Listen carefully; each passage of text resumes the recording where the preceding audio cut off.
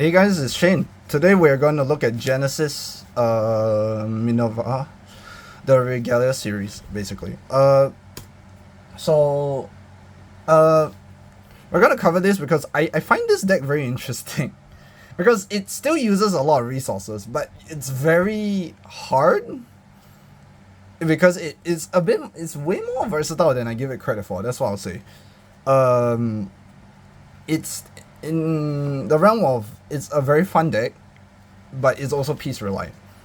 So anyway, without further ado, let's cover the pieces of this deck. Thanks to my friend Dipper for it. First one, we'll start with the Grade 0.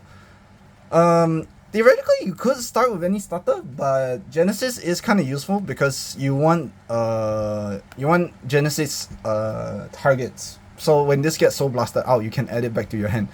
Why would you add it back to your hand? Shield value. That's all it is. Hand advantage is hand advantage. So if you can choose this over, if you don't have anything else, this is your best shot at a target anyway. So it's your standard starter. So it says, so basically when you go second, when it's roll upon, you draw. Basically enough. It's Vivian Rabbit. Starter, really fun. Second, we'll start, and then we'll go with our Grade 1, which is Witch of Frogs, Melissa. So Melissa's first skill is when it's rolled upon by a Genesis unit, Vanguard basically. You can look at top 5, you add 2 cards from the top 5 into your soul and shuffle your deck. That's all it basically does. It filters out. So in this version of Minerva, after all the new support of set 9, it is quite useful because it not only like churns through your pieces that you need to play your game, but it also helps in how do I put it, getting to your Grade 3 turn without much issue. The second effect is very useful also because you are using the full advantage of the right line too. So this one is when it's put from soul to drop by your Vanguard is Minerva in its card name, call it the regular Regalia, and then you may soul charge one. So usually you will only soul charge if this comes out during the battle phase, which I'll show you what causes that to happen, which is really fun. It's actually quite insane of an interaction. This one, then we have our Grade 2. Her name, let me double check real quick. Witch of Ravens, Chamomile. We on the right line we have the frame rate. Anyway, because my friend's a baller. Anyway, basically when it's rolled upon, does it have a Genesis restriction? Yeah, that's why it's a Genesis restriction. Just to double check. Yeah, it says basically when it's rolled upon by a Genesis unit, you can look at top 5 and then put 2 to soul again. There is no restriction on clans or anything. You just put any 2 to soul. Ideally, hopefully you find your other pieces that you want to add to hand. And then when it's put from soul to rear again, and then you can counter +1 and call it to a rearguard circle. So it's your multi-attack as well. So your right line basically is fully functional. You are using the full right line. It is not just soul. So that's kind of cool. Something unique that a lot of D cards, right line cards don't do anymore, which is a bit sad. Exceptions are like Prime and Maelstrom, I think, I'm not sure.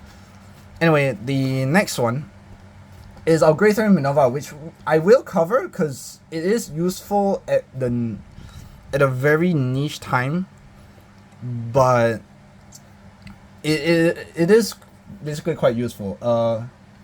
Basically, if your opponent, if your soul has a Grade 3 Regalia in its card name, the front row gains an additional 5,000 power. So then the act ability is Soul +1. You look at the top card of your deck, and then you can put it back on top, or you can put it into soul. So it has come in clutch for me, because it helps me unbreak for a very important reason, which I will show you. The key card that is very useful, and choosing top card is always good. Anyway, don't forget to proc this no matter what. The second effect basically means when this unit attacks, your opponent's Grade 3 or greater, at the end of battle this unit attack, right? It's end of battle ability. You counter +1, soul +3, and discard a card with only Genesis in its clan, and then you stand this unit, and it gets -1 drive. So you won't use that, ideally. I mean, once you turn 4 onwards, you definitely won't use that. This deck is a going second deck. It's a blind going second deck. So which is hilarious. So if you lose the dice roll, you smile, and you have no G zone anyway, so that's gonna be fun to watch. The reason why is we're playing the Ultimate Regalia, Almighty Minerva. I'll show you the fancy secret rare that my friend got for his deck. He got it from a case split, so no, he didn't spend much for it. Anyway, this, you cannot use this effect unless your opponent is grade 3, hence why you go second, because you want to go second effect. You want to sit on this as many times as you can, and it's recyclable. That's why we run 3, not 4, because you're already digging through your deck. Anyway, the act ability is when this unit is in soul, you put a card from your hand into the soul, and then you bind the grade 3 Minerva. And then after you bind the grade 3 Minerva, you write this as stand. And then if you did not write this turn, if you did not write during the right phase this turn, and you put Genesis in its clan to the soul, this unit gets a continuous plus 5,000 power until the end of the turn. At the end of the turn, retire this and write this, right? So basically this goes to drop and then you write back the other one. So that you can't just have one in circulation infinitely. So you have to put in effort to put it in, which isn't a big deal for Genesis anyway. Basically, this one is on attack. Instead of end of battle, it's an on attack ability, counter plus 1, soul plus 3, and then it will stand minus 2 drives. So it's a 4 drive check attack instead of well, 3 drive check attack. So you get 1 more drive because you're a grade 4 and you get triple drive. Yay! Secret rare and 2 silver rare. My friend's a baller. He is a baller. Anyway, you got no idea how funny it is to actually play with secret rare. Anyway, moving on to our multi-attack support, our very useful piece, Regular of Wisdom, Angelica. So this one helps in generating a lot of this helps in generating attacks basically. So at the end of battle, this unit boost attacked. You can soul blast 1, and your Vanguard in Minerva, your Minerva Vanguard gets plus 5,000 power, right? And then when this goes, and then you can use and cost. So there's a second ability. So after you have to pay this for, use this to unlock this. Keep that in mind. Put this unit into soul, and then you can counter charge 1. So how this works is mainly for I believe, what's her name again? Canomel, right. I remember now. So Canomel. So how this works is you have a face down counter blast. You put this into soul. You soul blast 1. So you soul blast a Canomel. Then you give 5,000 power to your Minerva. Canomel then Angelica goes to soul. And then you counter charge 1. So now you got an open counter blast. So because Canomel was on standby, you can now counter blast and then call it to this rear guard that Angelica was on. So it allows it's a very cool interaction, I gotta admit, and you only need 3 because you filter so much, you will see it, trust me.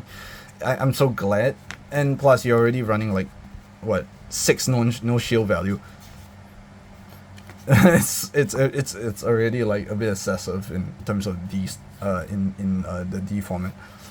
We run the Ace unit because consistency is very important, and yes, it's another no shield card. So how many shield values now? 6, 7 no shield value. So it's already excessive by this format standard. The Ace unit, if you don't know, is a Regalia's piece basically, but in unit form. So it has no shield. It's a grade 2, so you can use it on turn 2, which is very useful. It has intercept for some reason. I don't know why. It has an Ace ability, and basically on plays, this unit you can use the unique skill or ultimate skill. Let me double check real quick.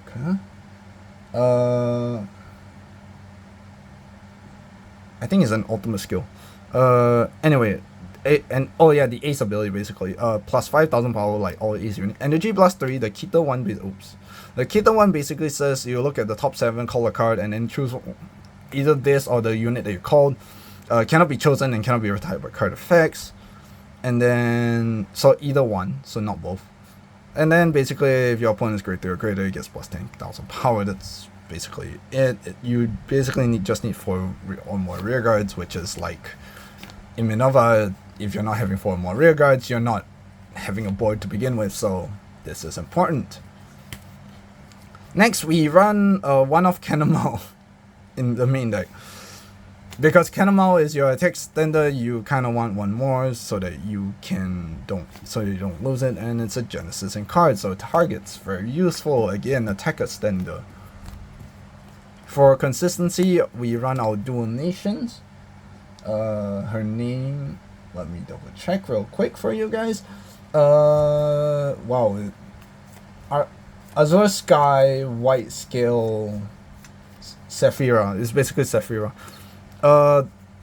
We run 3. You notice we're running a lot of 3-of, not a lot of 4-ofs in the grade 2 department anyway. Because you want to rush in this deck. Because you cannot afford the late game, and a lot of decks lose to early game anyway. So anyway, when this unit is placed, you look at the top card of your deck, and then you can... when this unit is placed other than during the battle phase, you can look at the top card of your deck and put it to the top or discard it. Then you can counterblast 1, perform one of the followings. Choose... basically one of them is normal order, which you don't care because you don't run orders. Basically you just pick a grade 2 or greater card from your drop, and then you call it to a rearguard circle. So it's really funny because you can call this, and then you can call Angelica to a rearguard. Or if Minerva is on your rearguard, you can call that too. So it's actually kind of funky for your grade 2 turn. Basically, you can hit pretty big numbers, and you can stop your opponent from guarding. This can destroy Buff because Buff's early game sucks. We run 2 Biscotti because we need energy sink and we don't want to eat too much. And also because you recur a lot of Genesis cards anyway, so this is not too important, I think. But it's pretty useful for guarding and early game. If you don't see it, good. If you don't see it, don't cry about it, you're fine. So basically, when it's discarded when riding from your right deck, you energy plus 3 or counter plus 1 and you draw a card, and then when you call it to a guardian circle, you can counter plus 1 or energy plus 3 when it's called from hand and you draw a card, or if you place it on a rear guard circle and you persona this time, which you will not, you can cheese the top card and the top 3 cards and put one of them to the top. You will not use that ability because if you notice, I have not stated an extra Minerva. Because we don't care, we have the 15,000 power and that's good enough to the front row. Next, we run our newest support. We got 1 silver right here for sure. Pretty. Her name, let's find out. Clear Magic Vivani? I can't. Oh god, Vivani. Anyway, if your Vanguard is only in Genesis in its clan, when this card, then for this clan, this card is also only for Genesis. Basically, it's just, hey, your Vanguard Genesis, I'm Genesis 2 kind of thing, and that's all it really is. Anyway, if you have a greater Vanguard with Minerva in its card name, you can pay this cost by Energy Blast instead. But generally, it's on place, counter blast 1, you draw a card, and then choose a card from your job and put it to your soul. Why is this important? So that you can use this. So, this will get retired to draw. Then you'll place this on your next turn, and then you'll just put it back to soul. So you basically draw for free, because you're using this pretty freely. So, okay. And then the second effect is basically at the end, on when your Vanguard with Minerva is kind of attacks and your Vanguard did not stand by the card ability this turn, counter plus 1, stand this unit, and it gets plus 5,000 power until the end of turn. So it goes. So on your, if you go second, you will attack for 20, you will stand, and you will attack for 25, or you can go 25 and then 30. So big numbers, pretty good. So you can attack quite frequently. This is your other attack extender. So you got 4, 5, 6 from the soul, and then 7, which is the enabler. So you're not, if you don't multi-attack with this deck, but on your turn 3, By the way, if you notice, none of them checks your opponent's turn, your opponent's grade, except this. So if your opponent decide to be cheeky and let you go first, they're having a rude awakening. I'll say that much. And then we have our gorgeous little card. This card is let's see, set 11. So this is a pretty old card already, and we got 1 frame rate. I wonder if he's getting a full frame rate. I can't wait to see it. Other than that, rent aside, basically on place, other than during the battle phase, you can count +1, soul +1, draw a card, choose a card from your hand, reveal it, and then call it the rearguard circle. Is grade less than or equal to your Vanguard. Basically call anything that you would normally be able to overcall, but it's basically at the cost of count +1, soul +1, so you can draw a card. So it's a +1, pretty good. This, and then at the end of battle, this unit boosted. If you have a Vanguard with only Genesis in its clan, basically, you put the whole column into soul, and you have to put 2. So the cost is 2. So itself and the front that is boosted. So keep that in mind. And then you choose a Genesis card from your drop and then put it to your hand. So that's why I say this is very important, because you would place this on your turn 1.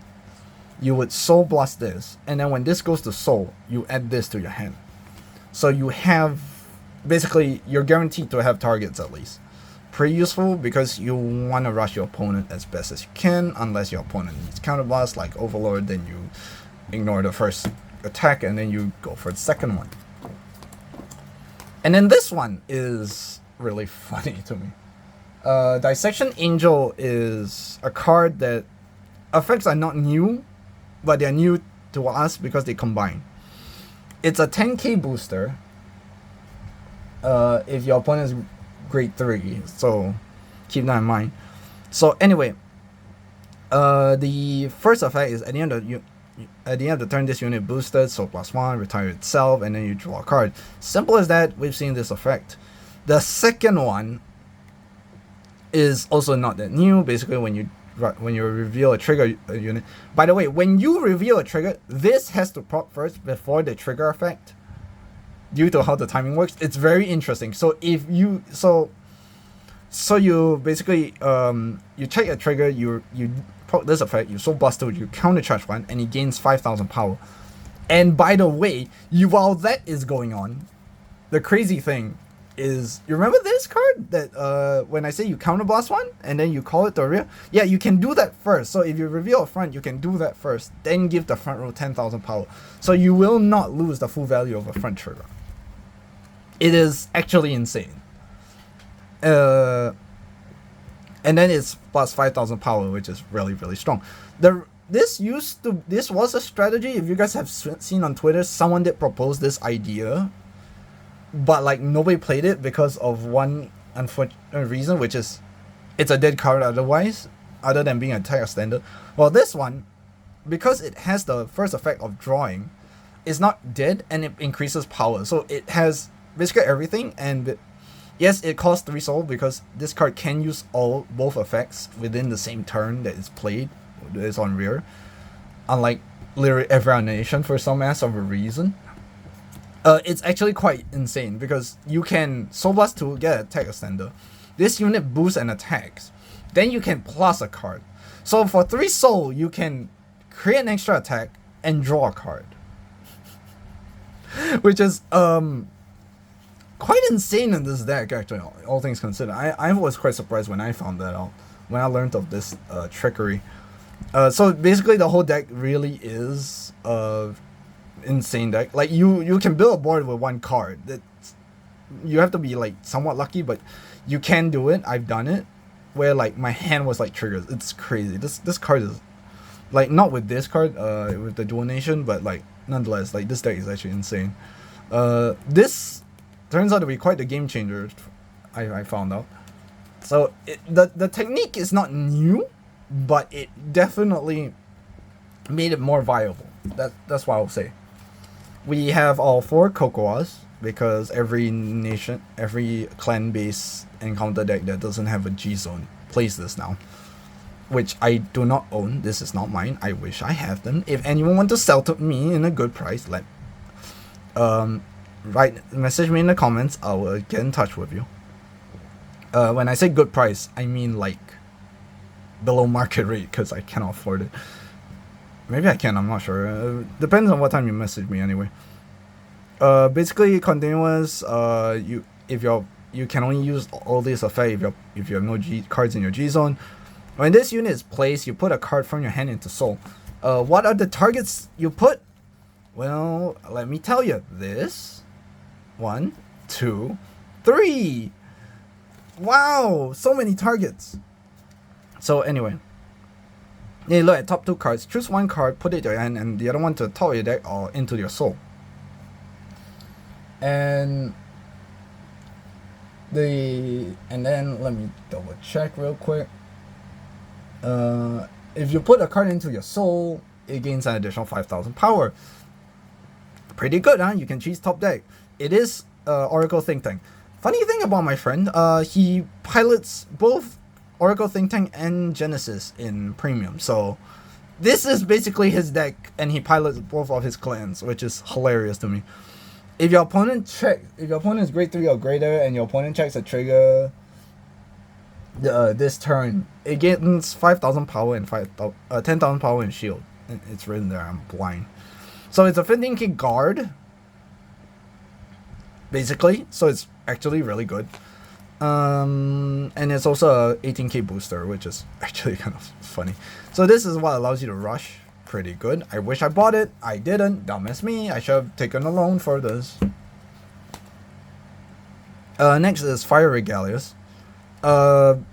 Basically the only effect that matters is you bind a card, then you look at the top 5 cards of your deck and then choose up to one card among them and then reveal it. If you did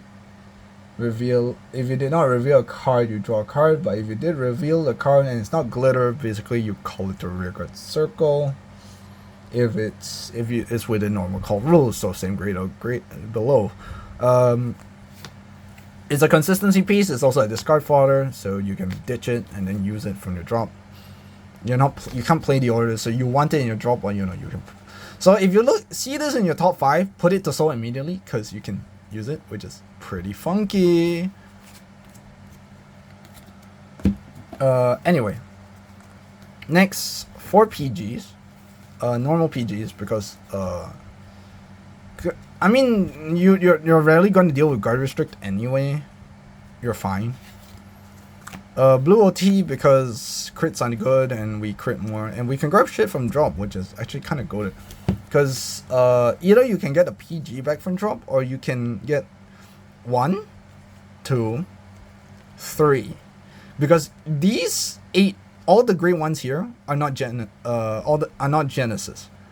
So you can basically get recursion once per fight if you check it, which is actually pretty good. Biscotti if you want to, up to you.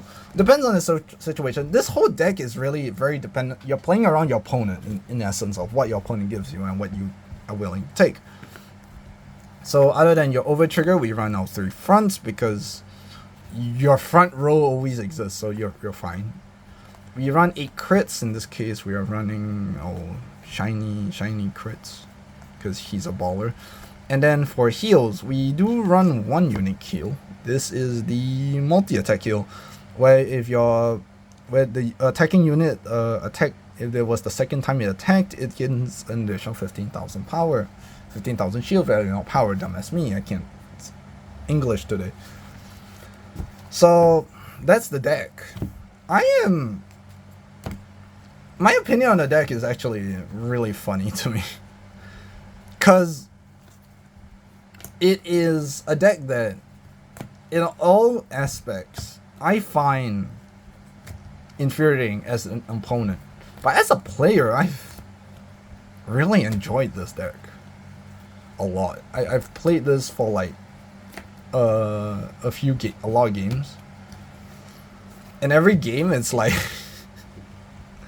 like you can win. Like the win rate of this is pretty high for me, at least. But then that's also because I mean my like people say it because of how I play the game, I guess.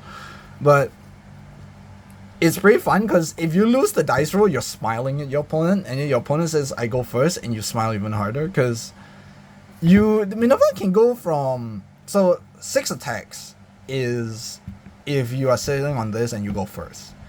If you go second, you ride this, or you sit on this, either one, you get 7 attacks. And maybe more? I don't know. I don't count. Like, the funny thing is, the number of attacks is not only dependent on the amount of counterblast you get, so you can get up to like 10, not 10, 5, and you can do a lot of attacks. Or and also if you see triggers, because like I said, you can use this to extend an additional attack. So, and by the way, both Soul Blast work. So you can Soul Blast 2 counter charge, then you can Soul Blast 1 and then call a card to rear at the end of the battle, and then that's an additional attack. So it's really like there is no fixed answer for this deck. This deck is very much, you have to play it, understand what you can and can't do, and work with it. Your hand and your board determines how you're playing the game. There is no, you cannot switch out your brain because you have to adapt to every situation that you're thrown at you. My tongue is sleeping right now. But I gotta admit, I didn't expect to have as much fun as I have with this deck. And the level of consistency, it really is. Like, it is complicated. Like, it's very, like, the more you practice, the better you get. This is very skill expressive. Like, you really can, like, your mulligan, I can't even recommend because it's really based on the individual. Obviously, to start out with, when you're starting, if you do have this in your hand, but you have, for example, Cocoa in your hand as well, then I personally would keep it, because so that you can call Cocoa and immediately put this into Soul, so that you're guaranteed everything. But different players have different preference. I don't, like, even my friend doesn't know his mulligan half the time because it's really very, there's no thing that you're looking for. You're not actively looking for this, you're not actively looking for this, you're not actively looking for you're not actively looking for anything, because your whole deck is capable of searching its own thing. So if you don't see one thing, you will see another that will see that piece anyway. So it's a whole entire chain of effects that you have to learn. It's a very close to premium-esque kind of behavior to me, at least in my opinion. So it's very, very fun. I'll probably make a video on the fight, and I'll upload it. I'll see how. As always, like, subscribe, and then I'll see you in the next video. Bye.